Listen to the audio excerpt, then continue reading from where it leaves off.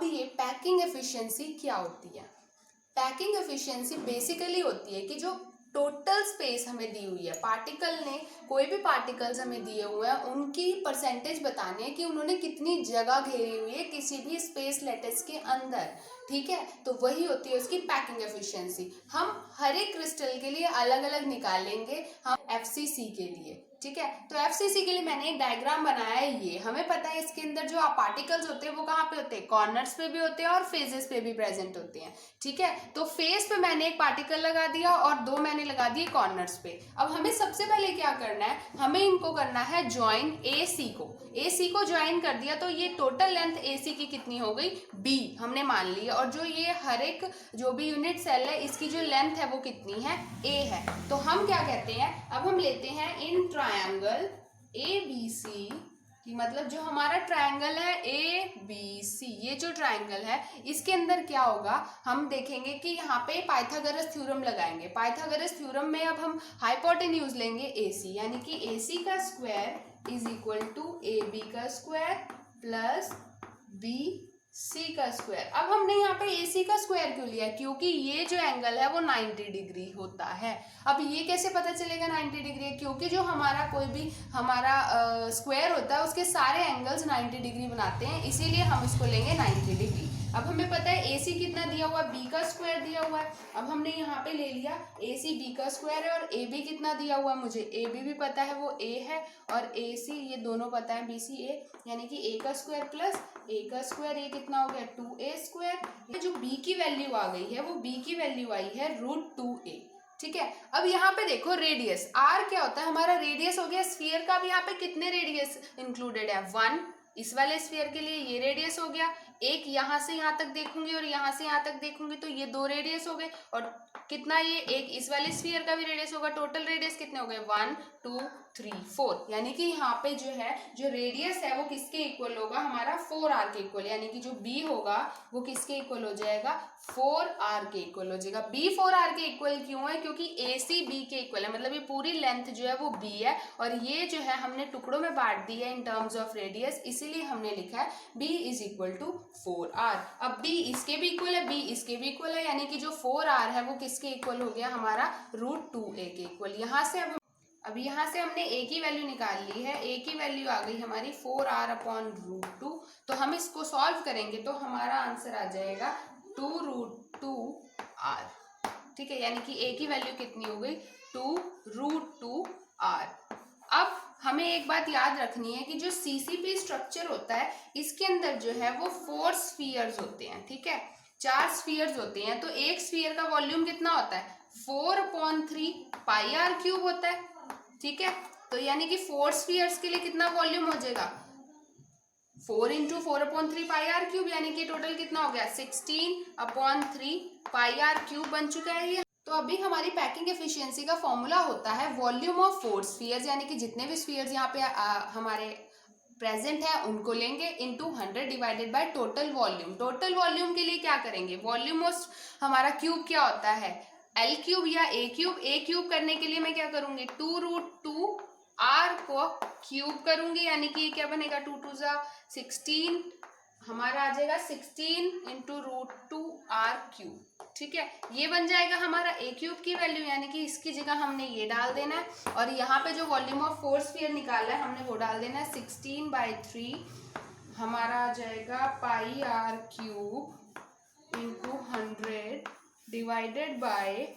16√2r³। अब r³ से r³ cut गया, हमारा ये जितना कटा के हमारा जो आंसर आ जाएगा वो आएगा हमारा आंसर यहाँ पे। और यहाँ पे हमने परसेंटेज निकाले तो हम यहाँ परसेंट लगाएंगे तो ये कट के आंसर आ जाएगा हमारा 74%। तो 74% होता है बॉडी सेंटर्ड हमारा क्यूबिक स्ट्रक्चर। यहाँ पे क्या होता है एक कॉर्नर्स पे तो प्रेजेंट होता है और एक सेंटर में भी प्रेजेंट होता है एटम। तो हमने यहाँ पे ले लिया ये हमारा F है और ये हमारा A है, तो हमने सेंटर से ले लिया इस लाइन को, हमने मान लिया इस लाइन की लेंथ ले ली है हमने C, यानी कि FA की लेंथ ली है C, और हमारा जो ये FD है इस इसकी लेंथ ले ली है हमने b, ठीक है। अब हमने इसकी लेंथ c क्यों ली है, क्योंकि ये जो है हमारे यहाँ पे एटम्स प्रेजेंट है, तो इनकी लेंथ हमने c ली है, और हमारा जो क्यूब है उसकी जो हमें पता ही है लेंथ, वो है हमने a ले ली है, ठीक है। अब हम शुरू करते हैं यहाँ पे इन ट्रायंगल। कौन सा ट्रायंगल लेना है हमने, EFD। अब EFD के अंदर क्या है, EFD, इस वाले ट्रायंगल के अंदर देखो, इस वाले ट्रायंगल के अंदर हमने क्या करना है, ये क्या है हमारे पास, FD का square is equal to ED का स्क्वायर प्लस EF का स्क्वायर। तो FD कितना है हमारे पास, b स्क्वायर हो गया, और ये हमारा a square plus a square हो गया। तो अब हमने क्या करना है, ये हमारा 2a स्क्वायर हो गया, तो b की वैल्यू कितनी आ जाएगी, √2a। फिर से हमारे पास b की वैल्यू आ चुकी है, सेम उसकी तरह। अब हमने दूसरा ट्रायंगल यहाँ पे लेना है, ये ट्रायंगल लेना है हमने, ये वाला ट्रायंगल इसीलिए लेना है क्योंकि जो हमारे एटम्स हैं वो यहाँ प्रेजेंट है। अब हमने कौन सा ट्रायंगल ले लिया, इन ट्रायंगल AFD। इस ट्रायंगल के अंदर देखो, ये जो हमारा ट्रायंगल दिया हुआ है, इसके अंदर हमने क्या लिखना है, ये क्या है हमारी लाइन बड़ी वाली है, तो हम इसको हाइपोटेन्यूज मानेंगे। इसका square is equal to this का स्क्वायर प्लस दिस का स्क्वायर, यानी कि c का square is equal to a का स्क्वायर प्लस b का स्क्वायर, ठीक है। अब हमें b की वैल्यू, b के स्क्वायर की वैल्यू पता है ऑलरेडी 2a स्क्वायर, तो हम यहाँ पे b के स्क्वायर की वैल्यू डाल देंगे। यहाँ से 2a स्क्वायर आ गया, यानी कि कितना आंसर आया हमारा, 3a स्क्वायर। तो c स्क्वायर की वैल्यू कितनी आती है, 3a स्क्वायर। अब c की वैल्यू कितनी आ जाएगी, √3। अब यहाँ पे हमारे कितने स्फीयर्स हैं, यहाँ पे हमारे 3 स्फीयर्स हैं, तो यहाँ से हमारा उसी की तरह रेडियस आ जाएगा। कितने रेडियस आ रहे हैं हमारे पास, 4 रेडियस आ रहे हैं, और इसकी टोटल लेंथ कितनी है, c है, तो c किसके इक्वल हो जाएगा, 4r के इक्वल हो जाएगा हमारा, ठीक है। अब c 4r के इक्वल भी है, और c किसके इक्वल है, √3a के भी इक्वल है, तो ये दोनों आपस में इक्वल हो जाएंगे, यानी कि 4r किसके इक्वल हो जाएगा, √3a के इक्वल। यहाँ से हमने a की वैल्यू निकाल लेनी है 4r/√3, यानी कि उसी की तरह अब हमने वॉल्यूम ऑफ स्फीयर निकाल लेना है। वॉल्यूम क्या होता है, a क्यूब, यानी कि 4r/√3 का होल क्यूब निकाल देंगे। अब दूसरी चीज हमने उसी की तरह करनी है। अब हमारा जो BCC स्ट्रक्चर होता है उसमें कितने एटम्स प्रेजेंट होते हैं, 2, तो हमने क्या करना है, 2 इंटू वॉल्यूम ऑफ स्फीयर कर देंगे। वॉल्यूम ऑफ स्फीयर क्या होता है, 4πr², 4/3πr³ होता है, सॉरी। तो हमने इसको कर लिया 4 2 8/3πr³। अब इसके लिए पैकिंग एफिशिएंसी का ही सेम फॉर्मूला है कि हमने क्या करना है, वॉल्यूम ऑफ जितने स्फीयर्स हैं, यहाँ पे 2 स्फीयर्स हैं, इनटू 100 अपॉन में टोटल वॉल्यूम। तो हमारा क्या, वॉल्यूम ऑफ 2 स्फीयर्स कितना आया था, ये आया था, टोटल वॉल्यूम आया था इतना। अब हम इसको कर देंगे सॉल्व करो, इसको कितना आएगा, 8/3πr³ है, तो इसको सॉल्व करके हमारा आंसर आ जाएगा 68। अब सिंपल प्रिमिटिव यूनिट सेल में आपको पता है कि 2 हमारे एटम्स होते हैं, मतलब एटम्स जितने भी प्रेजेंट होते हैं कॉर्नर्स पे प्रेजेंट होते हैं। तो सपोज किया मैंने यहाँ पे इसको मान लिया साइड को A, तो यहाँ पे 2 कॉर्नर्स प्रेजेंट है, मतलब 2 कॉर्नर्स पे प्रेजेंट है हमारे एटम्स। तो ये कितना हो जाएगा, कितने रेडियस हो गए, 1 रेडियस इधर से, 2 रेडियस इधर से, यानी कि जो A है वो किसके इक्वल हो जाएगा, 2r के इक्वल। सिंपल है, वॉल्यूम ऑफ क्यूब निकाल लेंगे उसी की तरह फॉर्मूले के अकॉर्डिंगली, इसका क्यूब निकाल दिया। और कितने एटम्स प्रेजेंट होते हैं हमारे प्रिमिटिव यूनिट सेल में, मैं पिछली वीडियो में ऑलरेडी बता चुकी हूँ, वो होते हैं 1 एटम प्रेजेंट, तो हम 4/3πr³ लिखेंगे। जो भी सारी वैल्यूज हैं हम फॉर्मूले में पुट कर देंगे, और हम कटिंग करके डायरेक्ट आंसर निकाल देंगे, जो आ जाएगा हमारा 52.4। And it is very easy, तो आपको इतना कुछ करने की जरूरत नहीं है। पुराने वाले अगर आपको अच्छे से आ गए तो ये भी simple as it is method ही है। अब आता है हमारा इम्परफेक्शन इन सॉलिड। सॉलिड के अंदर कमियां हो जाती हैं अगर हम जब उनको अरेंज करते हैं, तो उन कमियों के लिए उन्होंने स्पेसिफिक एक टेबल बनाया, तो मैंने अरेंज करके आपको पहले ही दिखा दिया है। हमारा होता है कि डिफेक्ट क्या होता है, डिफेक्ट होता है कि जब हम किसी भी पार्टिकल को अरेंज करते हैं, ठीक है, मैंने अरेंज कर दिया तो कमी होगी। अब परफेक्ट तो कोई नहीं होता, कई बार गलती हो जाती है, तो वही गलती की वजह से अगर किसी पॉइंट के आसपास कोई गलती होती है, वो डिफेक्ट आता है, तो उसे कहते हैं पॉइंट डिफेक्ट। और लाइन डिफेक्ट क्या होता है, अगर किसी रो या कॉलम के अलोंग कोई भी हमारा डिफेक्ट आता है तो उसको कहते हैं लाइन डिफेक्ट। अब आता है पॉइंट डिफेक्ट। 3 टाइप्स के होते हैं, स्टिकियोमेट्रिक, इम्प्योरिटी एंड नॉन स्टिकियोमेट्रिक। और जो स्टिकियोमेट्रिक होता है वो आगे फर्दर डिवाइडेड है 4 पार्ट्स में, और जो हमारा नॉन स्टिकियोमेट्रिक है वो 2 पार्ट्स में डिवाइडेड है।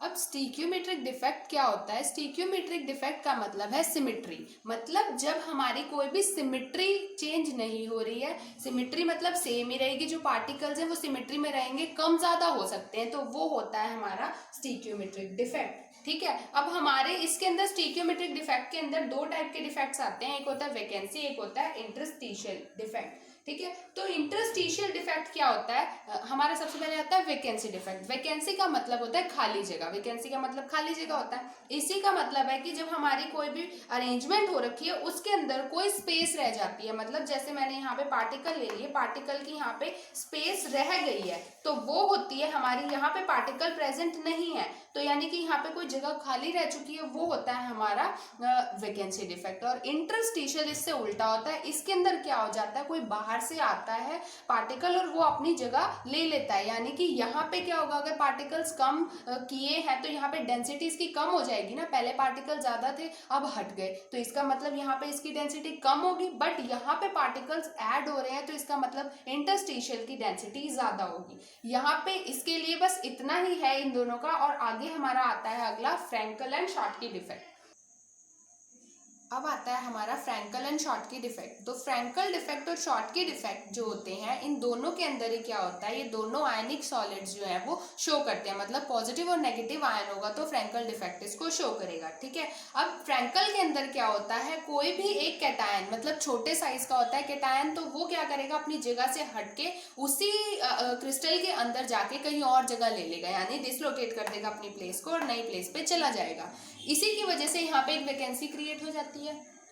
तो यहाँ पे क्या होता है, कोई भी डेंसिटी का चेंज नहीं होता है, क्यों? क्योंकि जो है चार्ज जो है वो उसी लेटिस के अंदर है, बाहर नहीं गया है। इसके एग्जांपल्स है AgBr या AgCl। बट शॉर्टकी के केस में क्या होता है, जितने पॉजिटिव कैटायंस, मतलब जितने कैटायंस होते हैं उतने ही एनायंस दोनों के दोनों मिसिंग होंगे, यानी कि यहाँ पे दो कैटायंस मिसिंग है और दो एनायंस मिसिंग है। ठीक है, और इसके अंदर अगर चीजें मिसिंग हैं वो उस जगह पे नहीं है, तो इसकी वजह से क्या होता है, डेंसिटी क्या होती है हमारी, डिक्रीज हो जाती है। अब यहाँ पे पूछा जाता है कि भाई, एक क्वेश्चन आता है जो कि बहुत जरूरी है कि भाई कोई एक एग्जाम्पल दो जो कि फ्रैंकल और शॉर्टकी दोनों को बताता हो, दैट इज AgBr। AgBr जो है वो फ्रैंकल एंड शॉर्टकी दोनों डिफेक्ट को शो करता है।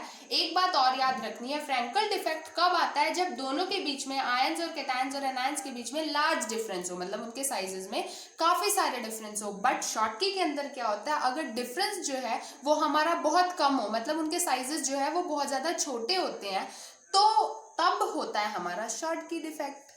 इम्प्योरिटी डिफेक्ट के अंदर क्या होता है, सपोज मेरे पास एक क्रिस्टल लेटिस है, जैसे मैंने आयनिक ले लिया क्रिस्टल NaCl वाला, तो Na पॉजिटिव Cl नेगेटिव वाले इसके अंदर लगाए हुए हैं प्रॉपरली, तो सपोज करो इसके अंदर से दो Na पॉजिटिव क्या हो जाते हैं, रिलीज हो जाते हैं। ठीक है, तो उनकी जगह स्पेस खाली रह गई, अब उस स्पेस को इक्वली फिल करना है। इम्प्योरिटी डिफेक्ट के अंदर जितने पॉजिटिव होंगे उतने ही नेगेटिव होने जरूरी है, तो यहाँ पे क्या होंगे, दो Na पॉजिटिव की जगह जो है वो खाली रह जाएगी, इसके लिए मुझे 2Na पॉजिटिव यानी कि 2 पॉजिटिव चार्ज को मुझे फिल करना पड़ेगा। इसीलिए क्या करते हैं हम, Sr2 पॉजिटिव हम एक्स्ट्रा डाल देते हैं, जिसकी वजह से क्या होता है, ये इलेक्ट्रिकली तो न्यूट्रल हो जाता है, बट यहाँ पे एक स्पेस वैकेंट रह जाती है, जिसकी वजह से क्या हो जाता है, ये डिफेक्ट क्रिएट हो जाता है। ठीक है, फॉर एग्जाम्पल हो गया हमारा CdCl2 या AgCl। अब आता है हमारे पास metal excess and metal deficient. Metal excess का मतलब होता है जब हमारे पास मेटल यानी कि पॉजिटिव चार्ज हमारे पास क्या होता है, या फिर हमारे पास मेटल्स के एक्सेस में हो जाते हैं, तो होता है हमारा मेटल एक्सेस। फॉर एग्जांपल देखो, जब हम NaCl को KCl के साथ में हम क्या कराते हैं, हम ना इनको साथ में हीट कराएंगे। हीट कराने के बाद क्या होता है, जो हमारा Cl नेगेटिव होता है ना, वो क्रिस्टल की सरफेस के ऊपर आ जाता है और Na के साथ कंबाइन करता है। तो जो Na होता है ना हमारे, मतलब Na जो होता है वो क्या करता है, हमारी सरफेस को क्या कर देता है, छोड़ देता है, बट उसकी जगह पे क्या आ जाता है, कि इलेक्ट्रॉन आ जाता है। जहां पे वो इलेक्ट्रॉन आता है उसको कहते हैं हम F सेंटर। ठीक है, ये जो है यहाँ पे इलेक्ट्रॉन एक्सेस में आ जाता है, इसकी वजह से ही मेटल एक्सेस यानी कि एक्सेस में हो जाता है एक्स्ट्रा इलेक्ट्रॉन ऐड, इसीलिए हम इसको कहते हैं मेटल एक्सेस। ठीक है। अब आ जाता है हमारा मेटल डेफिशिएंट। मेटल डेफिशिएंट का मतलब है किसी चीज की कमी। कई कई सॉलिड्स हमारे ऐसे होते हैं जहाँ पे ना हमें बहुत ज्यादा डिफिकल्ट हो जाता है उनको बनाना स्टीक्योमेट्रिक सिमेट्री के अंदर। जैसे हो गया मेरा FeO। अब मैं जब FeO को बनाती हूँ ना तो FeO के अंदर जब मैं उसको क्रिस्टल लैटिस में अरेंज करूंगी तो वो Fe2 पॉजिटिव कैटायंस ना मिसिंग हो जाएंगे।